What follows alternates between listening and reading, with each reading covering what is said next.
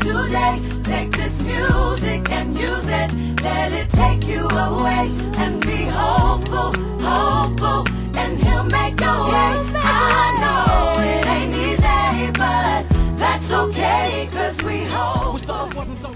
No current statistic gives an exact figure as to how many people have learning disabilities. It is thought that 2 million people cope with them. But do we acknowledge this in society? 1 in 25 people, roughly, are dyslexic, and that's definitely not represented in the media.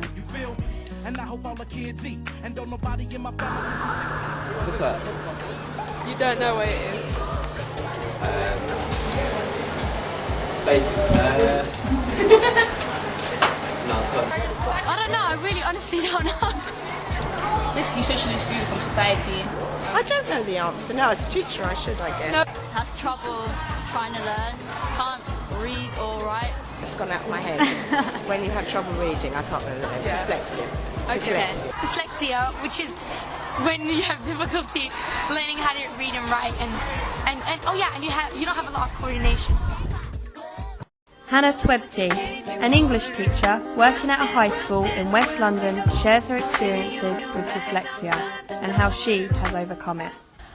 It's a pretty wide term. There are all sorts of learning disabilities. Some will affect the way you latch onto, for instance, if you look at a word as a series of codes, some will affect the way you latch onto those codes. Some will affect the way you latch onto concepts.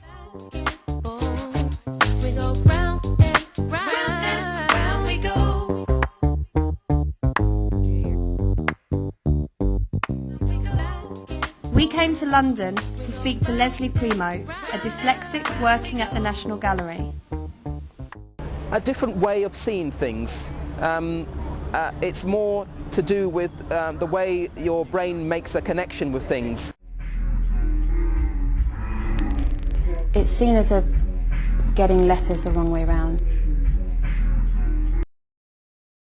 Famous dyslexics include Tom Cruise, Whoopi Goldberg and Richard Branson. If dyslexia is affecting your writing, that is not an indication of how intelligent you are, and that you need to have confidence in your own intelligence and really put that forward. It's also misunderstood as well. A lot of people don't know what it is.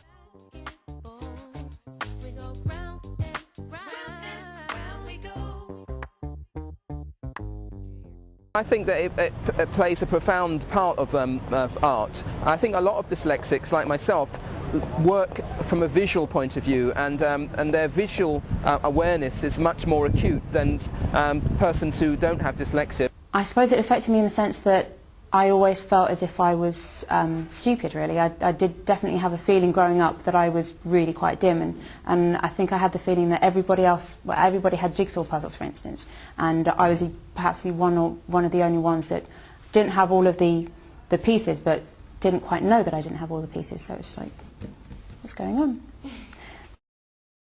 Whenever someone has a disability, they compensate naturally for it in another way.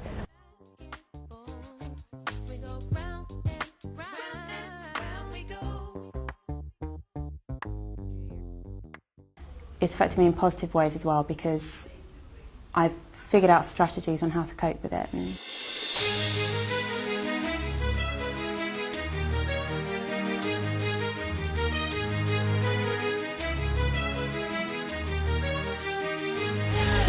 survivor, I'm not gonna give up, I'm not gonna stop, I'm gonna work harder. I'm a survivor, I'm gonna make it, I will survive, keep on surviving.